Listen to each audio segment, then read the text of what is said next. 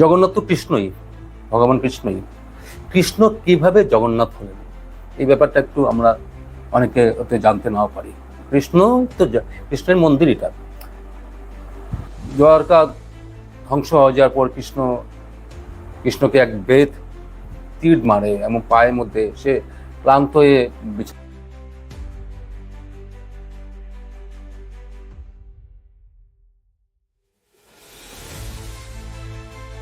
গাছের নিচে ভাবছিল যে কি জীবনে ঘটেছে তার জীবনে, এসব নিয়ে ভাবছিল কৃষ্ণ। সেই সময় বেদের একটা তীর আসে এবং সেই বেদের তীরে আহত হয়ে সেখানে তার লাগে এবং তার দেহ শেষ হয়, দেহপাত হয়। এবং এটা জানা গেছে বালিকে মারার ফলে বালির ছেলেকে নাকি রাম একদম বর দিয়েছে, তোমার চিন্তা নেই, তুমি আমাকে এইভাবে তোমার হাতে আমি মরব। এবং পরবর্তী সময়ে কৃষ্ণ এটা তার বরটাকে এইভাবে গ্রহণ করে। এবার যখন মৃত্যু হওয়ার পরে তো তাকে জ্বালানো হবে, সেই চন্দন কাঠ দিয়ে পুরো জোগাড় করে তাকে ব্যবস্থা করায়। কিন্তু দেখা যাচ্ছে আগুন লাগার পরে শরীর জ্বলছে না, সেই নশ্বর দেহটা জ্বলছে না। প্রায় 6-7 দিন এইভাবে হয়ে গেছে, তার নশ্বর দেহ জ্বলছে না জগন্নাথ। সবাই অবাক, এটা কি ব্যাপার? নশ্বর দেহ স্বাভাবিক জ্বলবে, পঞ্চভূতের দেহ, কিন্তু কৃষ্ণের দেহটা জ্বলছে না। তখন একটা দৈব বাণী হয় যে আমার দেহ এইভাবে জ্বলবে না, দেহটাকে সমুদ্রে ভাসিয়ে দেওয়া। এই সমুদ্রে ভাসিয়ে দেওয়ার পর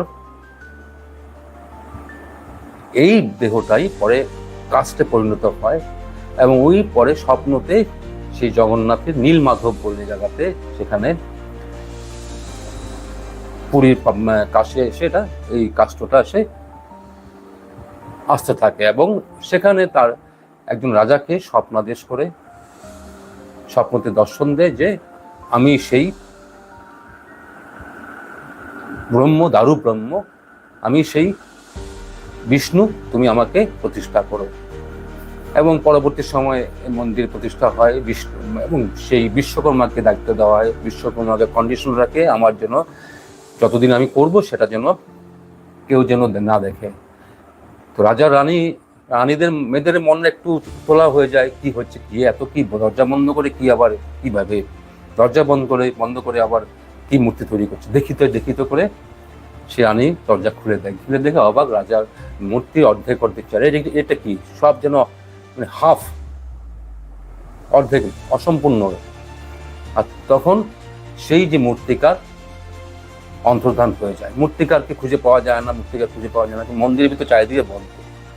তখন সেই রাজার ব্রাহ্মণ যিনি বা কোনো একজন পণ্ডিত হবে, তিনি বলছেন যে সেই মূর্তিকার সাধারণ না, মন্দিরের ভিতর থেকে সে তো অন্তর্ধান হতে পারে, সেই জন্য এটা তাকে নির্দিষ্টভাবেই হয়তো প্রভুই তার মূর্তি তৈরি করার জন্য তাকে নিয়ে আসছে। তিনি, আমার যতখানি বোধ, তিনি সাক্ষাৎ বিশ্বকর্মা। কিন্তু এখন তো মূর্তি অর্ধেক অবস্থায় থেকে গেল। রাজা প্রচন্ড তার স্ত্রীর উপর, মহারানীর উপর খেপে যায় প্রচন্ডভাবে, তুমি কেন করবে, আমাকে বলা হয়েছে, কন্ডিশন দিয়েছে, তোমার মন এত উতলা কেন, এই ধরনের অনেক কিছু হয়েছে। তখন স্বপ্নেতে আবার প্রভু দেয়, আমি এইভাবেই পূজিত হব, তুই চিন্তা করিস না, আমাকে এইভাবেই ভক্তরা সবকিছু পাবে।